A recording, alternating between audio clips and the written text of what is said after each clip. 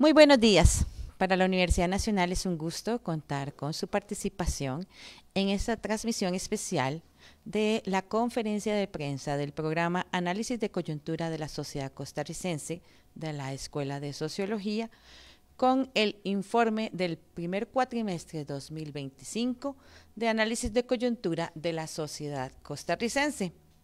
Les recordamos que esta conferencia de prensa está siendo grabada y que las preguntas o comentarios se recibirán al finalizar la presentación de los datos.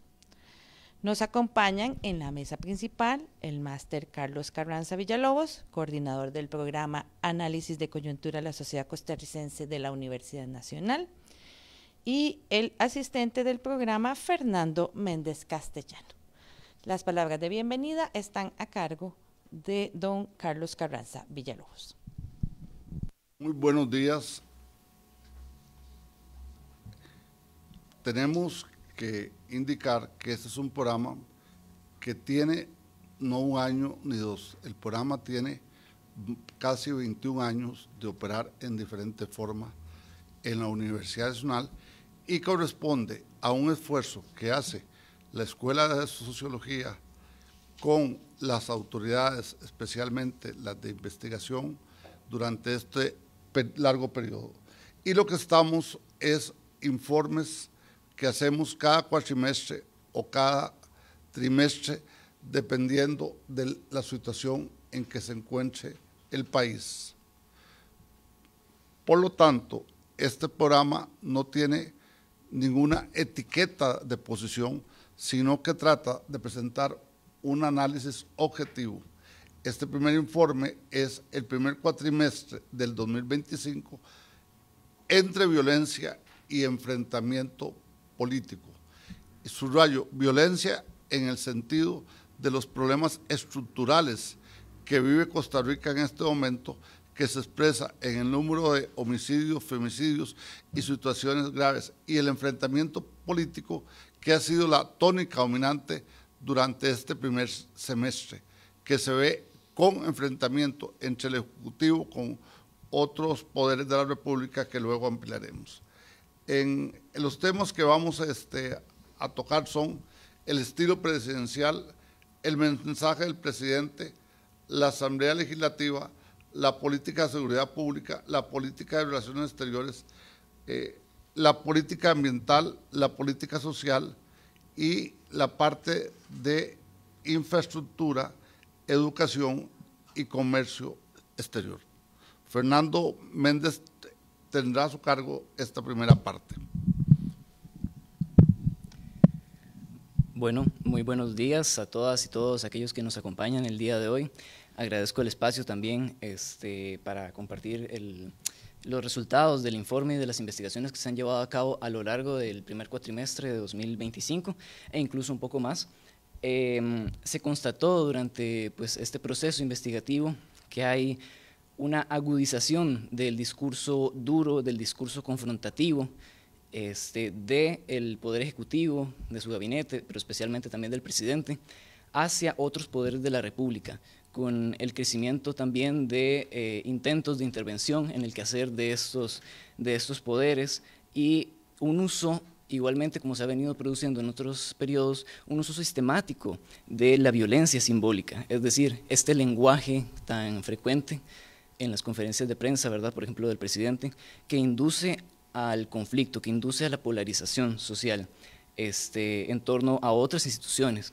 Entonces, ha sido un periodo que, como ya pareciera ser costumbre, se destaca por que prosiguen los ataques verbales del Ejecutivo hacia la institucionalidad, en primera instancia pública, mencionemos por ejemplo la Caja Costarricense del Seguro Social, las universidades públicas, como también hacia la institucionalidad democrática del país. Como vamos a ver más adelante, por ejemplo, se constata también un aumento de los ataques hacia el Tribunal Supremo de Elecciones, hacia el Poder Judicial de una manera inédita. Hay también una importante noticia respecto a este conflicto que también se ha adentrado en la sociedad civil y ha involucrado ataques también desde estas instancias del Estado, ¿verdad?, del Poder Ejecutivo, hacia miembros, ¿verdad?, como tal de la sociedad civil. Por ejemplo, los medios de comunicación han sido particularmente afectados por este tipo de situaciones. Se ve, por ejemplo, en este periodo que hemos revisado, que Costa Rica ha caído 10 puestos en el ranking internacional de libertad de prensa debido a los ataques del presidente. Y si hacemos un análisis un poco más longitudinal, desde 2022 para acá, se evidencia una caída de 28 puestos en el índice de Reporteros Sin Fronteras. Esto debido, no únicamente, pero sí debido principalmente a los ataques del presidente hacia estos periodistas y medios de comunicación.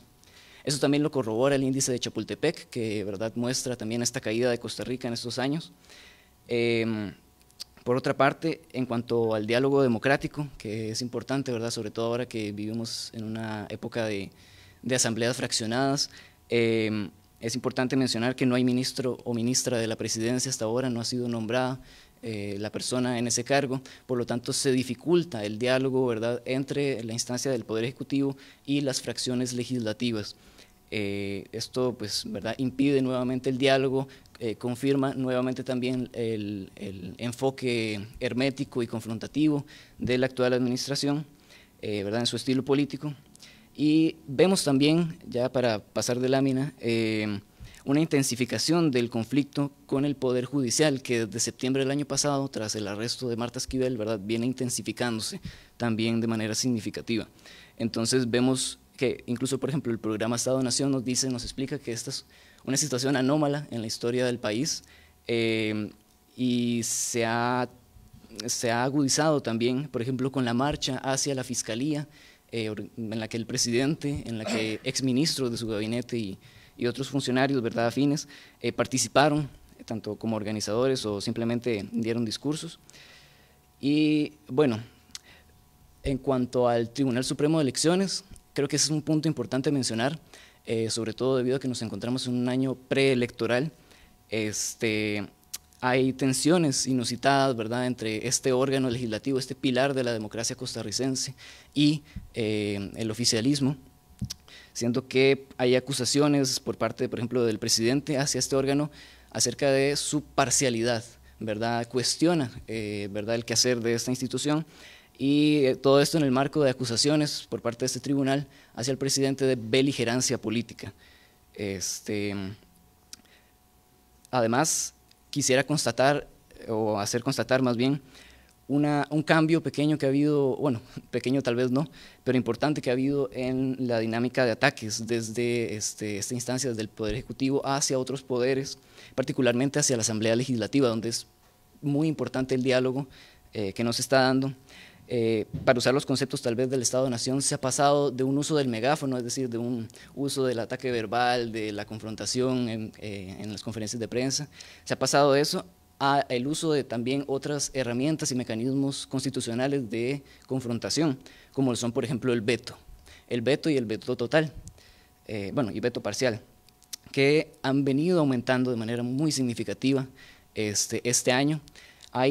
El año con más vetos de la actual administración había sido 2022, ahora 2025 ha alcanzado a 2022 como uno de los años con más vetos, sobre todo vetos totales desde del presidente hacia leyes promulgadas por ejemplo, partidos de oposición, como las leyes, por ejemplo, la ley para hacer baratos los vuelos a Centroamérica, o más recientemente, dos leyes que beneficiaban al OIJ, una en pensiones, otra en allanamiento en las 24 horas, ambas vetadas totalmente.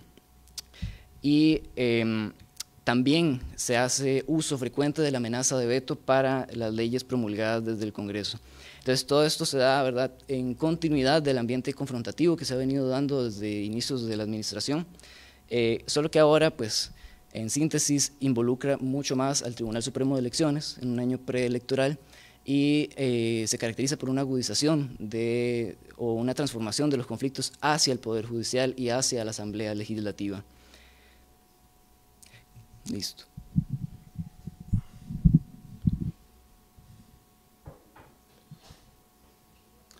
¿Qué rasgos fundamentales podemos encontrar tanto en materia que señalaba en la última parte el colega?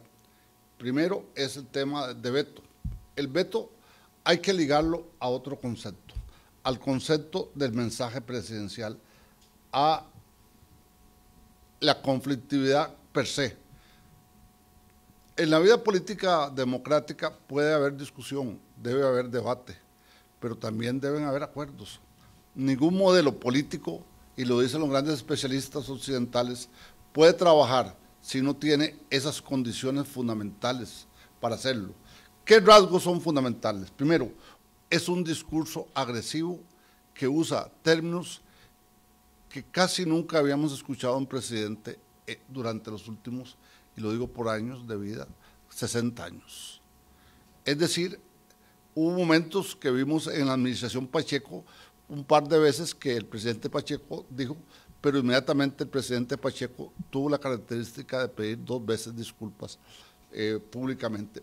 Pero el discurso que cierra todo eso fue el discurso que hace después de la elección del directorio en la Asamblea Legislativa, donde posiblemente, no digo, voy a ser optimista, todavía quedan algunos puentes, pero la mayoría de los puentes están cerrados, acuerdos, alternativas como elemento.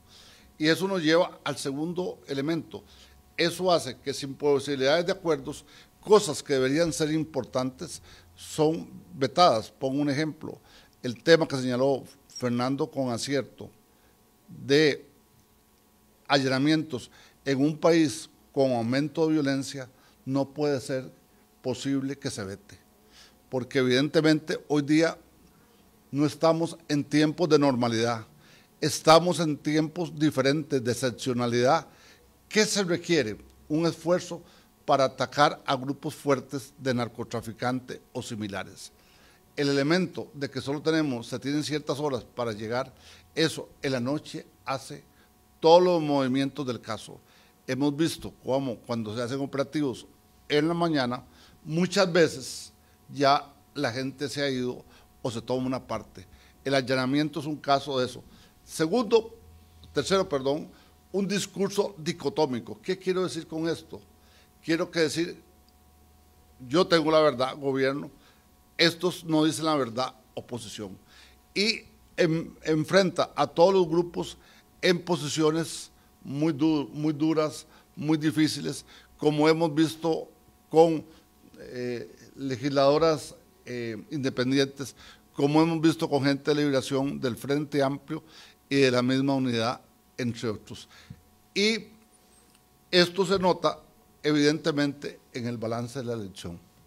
El hecho de que Rodrigo Arias haya obtenido mayoría para ser presidente dice mucho de ese enfrentamiento y de ese manejo que se da en la Asamblea Legislativa, en la cual la fracción del partido gobernante lo que hace es conflicto, pero nunca llega a buscar acuerdos. Y la otra parte que hay que entender, que la elección de Vanessa Castro fue más contundente todavía en ese caso. Entonces, cuando uno busca acuerdos, si tiene esa línea, esa tónica, esos 4 elementos, posiblemente será más difícil. Bueno, en cuanto a la Asamblea, sí hubo aprobación de proyectos. Aquí hay que decir una cosa, desde la sociedad civil se critica a veces a la Asamblea, pero cuando la Asamblea aprueba algunos proyectos, evidentemente el Poder Ejecutivo le busca sus peros. El hecho de los vuelos baratos tiene 2 posibilidades. Es cierto, turismo, pero para los que tenemos que viajar alguna vez a Centroamérica, es parte del movimiento diario de una serie de funcionarios de empresas, de instituciones, de medios, etcétera, que vamos a actividades. Eso le permitiría a Costa Rica fortalecer la competitividad. Es un principio básico que no se toma en cuenta. Vuelos baratos es un tema, para solo poner uno. Y segundo, hace falta mayor acuerdo en materia de seguridad y narcotráfico. Solo llamo a la atención que a la OIJ sistemáticamente se le ha negado cuando aprueba proyectos de estos. En tercer lugar, esa parte de veto lleva a otras partes.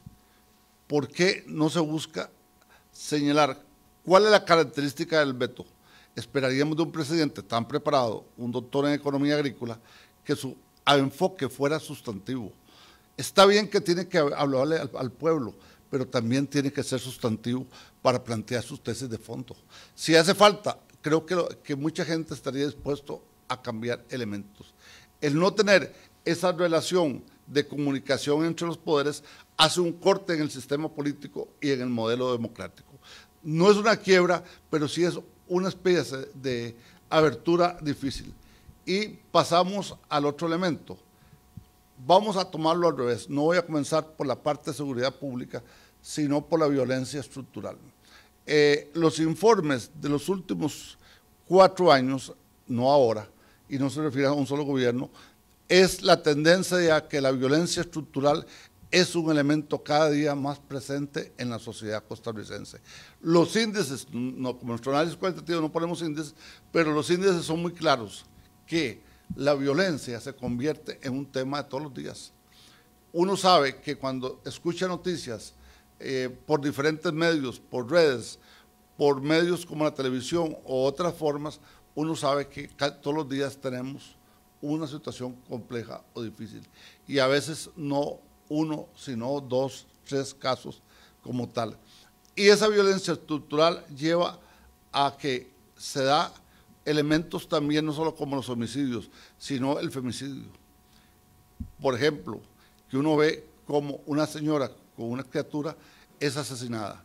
Esa violencia que vive la sociedad costarricense tiene un impacto negativo en el posible desarrollo de futuro y presente, porque estamos formando o deformando a generaciones. Y ese elemento es un elemento fundamental. Y en segundo lugar, hay un elemento importante. Hay una política gubernamental neoconservadora. No digo que no pueda existir lo neoconservador, pero evidentemente afecta temas como derechos humanos, como lo vimos con los periodistas, como lo vimos con diferentes personas, la protección de minorías sexuales y la forma de migración. Y hago un paréntesis, los que hayamos recibido personas mandados por el gobierno de Estados Unidos deja mucho de desear lo que fue Costa Rica en derechos humanos. Eso posiblemente va a tener un impacto a mediano y largo plazo muy fuerte. Bueno, y eso nos lleva a señalar que el Ministerio de Relaciones Exteriores, si bien ha tenido un esfuerzo, que hay que reconocerlo, como es ir a algunos países, visitar al Vaticano en las fechas adecuadas, tener la parte protocolaria y saber hacer ciertas cosas, sí vemos que en el tema de migrantes Costa Rica ha pasado de un perfil que era adecuado a un perfil negativo en esa parte. Y el caso, la aceptación de migrantes expulsados nos ubica en el mismo modelo, que, con diferencias, que El Salvador. Extraña mucho cuando el ministro de Relaciones Exteriores, André, ha ido a la Asamblea Legislativa. Se nota ahí un elemento que no tiene una claridad de política exterior. Y hago un paréntesis. Cuando ligamos política exterior a comercio exterior y cuando se vieron el tema de los aranceles, la respuesta presidencial y del ministerio, de ambos ministerios, fue muy limitada. No era enfrentarse al gobierno de Estados Unidos, esa no es la lógica, pero sí señalar la preocupación más fuerte en el tema, que va a afectar a las economías como elemento importante.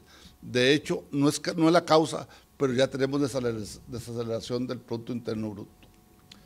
Los derechos humanos, un tema de bajo perfil. Costa Rica se ha abstenido en Naciones Unidas y eso lleva a que se vea en otra forma. El otro elemento es la posición en organismos internacionales y más duro es lo que indicó el presidente, la renuncia de Costa Rica a los objetivos de la Cumbre del Milenio. Los esfuerzos que hay para la parte ambiental, para la parte pobreza, independientemente del gobierno que hacía, debería ser un norte de los países. Si uno ve la posición del recordado Papa Francisco, insistió mucho en ese tema como un tema central, porque todavía tenemos en el mundo una alta polarización y necesitamos buscar que esos temas bajen en un futuro. El que el mundo invierta más en pobreza, que el mundo invierta más en vivienda, que el mundo invierta más en derechos humanos, es una tarea fundamental que es. Sí reconocemos que la reunión que va a haber en próximos meses sobre el mar es un elemento importante. Ahora, pasamos a otro tema. Si un tema de Costa Rica es el bastión de la política exterior durante muchas décadas, independientemente del gobierno, aquí no voy a hablar en términos negativos, sino positivos, fue que tuvimos una política ambiental muy fuerte y muy clara. Y temas como el de Cruzitas, que podría tener otras soluciones, sí, se fue por la vía jurídica y se resolvió en los tribunales. Pero uno nota que hay una especie, a veces, de duda entre el interés privado y el interés público, como se ha dado en la zona sur de Limón, todo lo que ha sido correspondiente hacia esa área. E igual que señalaba con el ministro Tinoco, señalo con el ministro de Ambiente, cuando fue a la Asamblea Legislativa, no hubo una exposición clara, precisa, de las posiciones del ministerio, con grandes casos complejos. Y estamos en la pérdida de perfil en programas estrellas. Nosotros dimos mucha importancia a todo lo cambio hacia tener un clima, una forma adecuada en cuanto también transportes, en cuanto a las regulaciones. No es que no están, es que las posiciones no son claras y hay muchas omisiones. Y dicen los especialistas que cuando hay omisiones es una forma de política pública negativa, que no va de acorde con los elementos fundamentales. Ahora, una cosa que es importante señalar, reducción de programas sociales. La política social sí ha disminuido la pobreza, pero aquí tendría que indicar que la disminución de la pobreza no solo es un hecho de Costa Rica, es de toda América Latina, de acuerdo al informe de CEPAL sobre política social 2024 y de 2021, 2022, 2023. Es decir, si hay un esfuerzo, pero la distribución del ingreso en Costa Rica se hace más distante. Solo pensemos cuánto cuesta ir a un hotel a ciertas playas que son precios prohibitivos para una gran mayoría. Pero la otra parte, se nota esa diferencia entre el tipo de habitación, el tipo de condominios y las grandes residencias como elemento fundamental. Y con un problema fundamental, no hay toda la asistencia para la población de niñez, que se rebajaron los recursos correspondientes como tal. Negarle a los niños es negar futuro, es negar posibilidades, porque todos los demás vamos a ser viejos en poco o más años. Algunos lo somos, pero a algunos les falta muy poco. Y viene la otra parte, la deuda y rezago. Si un problema, dice la CEPAL, acaba de decir la OCDE, dice el Banco Mundial, y no son fuerzas de izquierda ni nada, son fuerzas técnicas, ¿qué es lo importante? Que esa deuda y rezago se va a aumentar. Y evidentemente el caso es el tema vulnerable con pocos esfuerzos, que es el de la Caja de Seguro Social. Ahí yo oí algunos alegrías, sí, se alegra uno porque se inauguran cuestiones, pero el tema de infraestructura sigue siendo fundamental. La falta de un hospital en Cartago, la falta de hospital en otras partes o hospitales muy viejos sigue siendo. No hay un plan estratégico, que es la política que debe verse si tenemos la capacidad técnica, si tenemos el expertise para hacerlo. En segundo lugar, la lista de espera en operaciones, eso no es grave, lo pongo, es hiper grave, súper grave, porque es una situación muy importante. El otro elemento es el conflicto privado con la cooperativa en relación con los EBAIS. Y una cosa que preocupa es fuga y pérdida de especialistas. Nosotros señalamos un acierto, y ahí no vamos a negarlo, que en infraestructura se sigue haciendo, pero no es este gobierno, son dos gobiernos seguidos los que han hecho, guste o no guste. ¿Por qué? Y aquí no defiendo el partido anterior ni nada, es que las políticas de infraestructura deben ser continuas. Sin embargo, hay una que paramos, que fue el tren que ahora va a retomar el gobierno. Señalamos que el esfuerzo es continuo, que se ha hecho esfuerzos importantes, como la carretera Limón, como otras que se han mejorado, las rotondas, las carreteras de circunvalación. Pero en la carretera de Limón, el hecho paradójico es crear rotondas, cuando ya sabemos que el manejo de rutas de flujo comercial de alto nivel requieren estar lo más limpias y tener un sistema de amortiguamiento, y con eso evidentemente son muy importantes. Señalamos a eso también los informes de la NAME, que han advertido sobre la calidad de carreteras y diferentes situaciones. Y la NAME también advirtió, paréntesis, del aeropuerto de Liberia como elemento importante en cierto momento. La planeación de la ruta de Cartago, que se ha durado muchos años, y aquí hago una analogía para los que no viajan a Cartago, los que tenemos que ir a Cartago, tenemos años de ver que una carretera de poca distancia se haya durado 5 años y la misma empresa siga dando el servicio. ¿Qué criterios de evaluación? ¿Qué indicadores se tienen? ¿Cómo se analiza la gestión? No está claro en esa parte. Y el ferrocarril, que sigue siendo un tema fundamental para el país. No estamos hablando que el Estado maneje todo el ferrocarril, que si hay que dar en concesión en una licitación abierta, se haga. Y surgen dos cosas. La necesidad de mayor planificación vial. Es un tema fundamental, necesitamos más elementos de viabilidad. Los que vamos por carreteras rurales, sabemos que hay carreteras que son de un carril y medio, y permítame, o de un carril y cuarto, y algunos en curvas hay que esperar que el otro carro, si es muy grande, pase, o en carreteras nacionales, como la que va de Paraíso a Siquirres, que es un caso grave cuando está en alta densidad. Bueno, y un elemento muy flojo es la educación según un sendero claro. Duele mucho que una vez ministra haya dicho que no daba un informe ni que daba una estrategia. Sí, la rendición de cuentas está clara en la ley de rendición de cuentas, está clara en la ley de administración pública, y esos son hechos que evidentemente cambian. Hemos estado con 3 años sin ruta de la educación, sin una educación que está en crisis permanente y con mayor profundidad. Y aquí hago un paréntesis. Como profesor, educador, he visto sus cambios en la población, más que salimos del 2019 para acá con otra población. La calidad de formación es menor hoy día, y lo ve uno cuando ingresa a las universidades, cuando ingresan a ciertos lugares. Y a la par de eso, hay que invertir en educación. Tenemos escuelas que, si bien están abiertas, lo que da es mucho dolor porque no tienen las condiciones adecuadas. Escuelas que se inundan, escuelas que no tienen buenos baños, que no tienen el comedor adecuado y no tienen hasta aulas adecuadas. A la par de eso, hay un elemento que es estructural y que pocas veces se ve. Es que el modelo organizativo del MEP ya no va a la época. Y no me estoy refiriendo a este gobierno.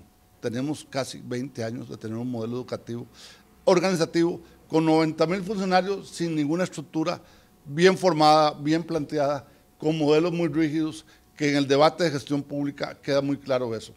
Y como tal, debemos buscar en un futuro fortalecer la educación. Un país sin educación no logra movilidad social. Los países como la India, que está saliendo, como Vietnam, como los países nórdicos, lo que está haciendo Chile, Uruguay y Brasil, dicen que eso crea movilidad. Y la movilidad, para que veamos que aquí estamos de acuerdo, crea también mayores posibilidades de calidad de vida, pero también crea mercado. Estamos cortando las capacidades si no hay educación como elemento fundamental. Nada hacemos con hacer parches o omitir cuando se necesitan alternativas de fuerza, de alta capacidad. Y señalamos que el tema de comercio exterior, y aquí quiero hacer una diferencia, no estamos hablando del señor ministro, a quien lo hemos estudiado.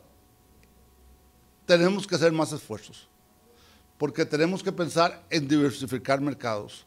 Tal como están la situación, que el gobierno de Estados Unidos nos ponga un 10, evidentemente, de impuestos en aranceles, es muy duro para Costa Rica. Nos va a golpear diferentes cosas. O vean un país como El Salvador, que tiene una balanza comercial negativa con Estados Unidos y le ponen todavía arancel.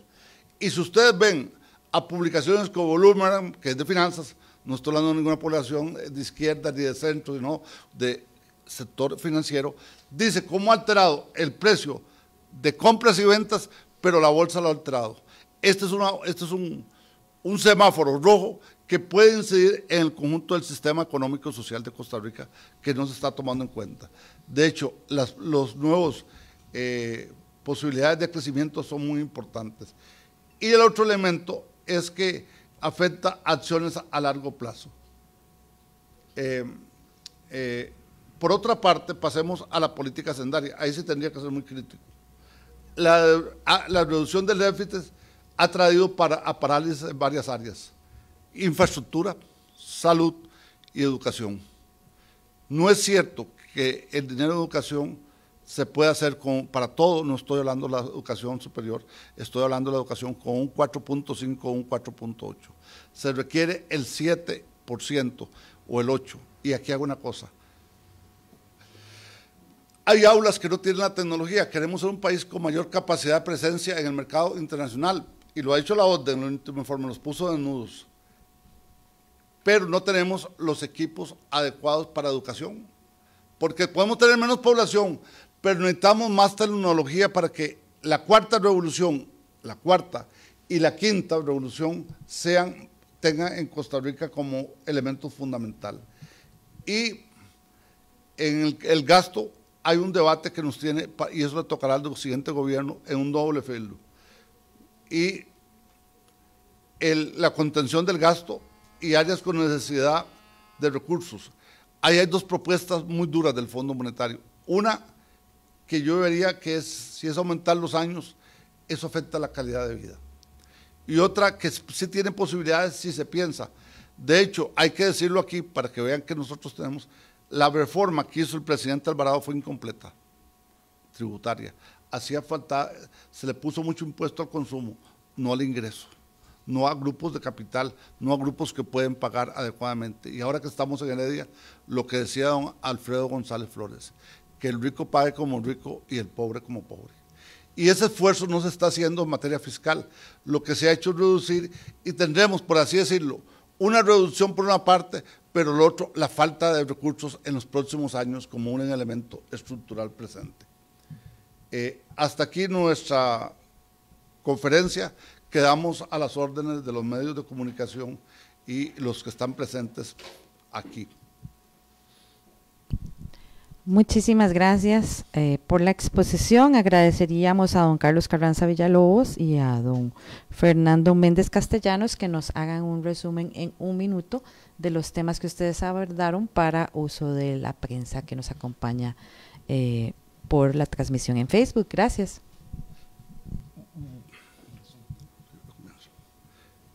En resumen, dijimos que hay un periodo de violencia estructural que no es en una sola área, sino hay en muchas situaciones, agravado por un enfrentamiento político que es fundamental. Y eso nos lleva a plantear diferentes temas como estilo presidencial, mensajes del presidente, política de seguridad pública, de relaciones exteriores, ambiental y social. En estilo presidencial.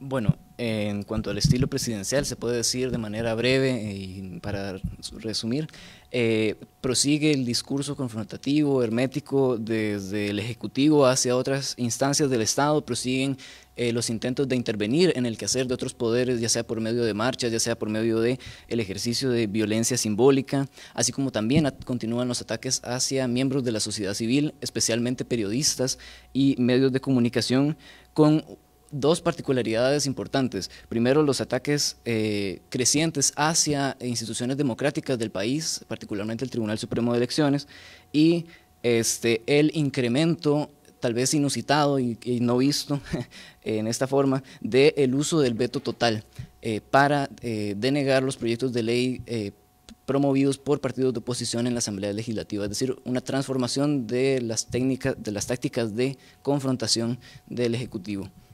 En el mismo sentido, hay una confrontación con la Asamblea Legislativa que la resumiría muy sintéticamente: falta de acuerdos, mensaje duro y vetos que se dan totales o parciales, y más vetos totales, que es una tónica muy fuerte. Señalamos también el tema de violencia estructural. Agreguemos que el de seguridad es un tema que hay que ponerle más recursos como elemento fundamental. Paralelo a ello, una política de relaciones exteriores no clara, no precisa, salvo en temas como el mar, pero hemos perdido el norte en derechos humanos, hemos perdido el norte en migrantes, y posiblemente con posiciones a veces poco comprendidas en el plano internacional. De igual manera, resumamos, la política ambiental es más de dudas que de realizaciones y posibles omisiones. Y para cerrar, casi.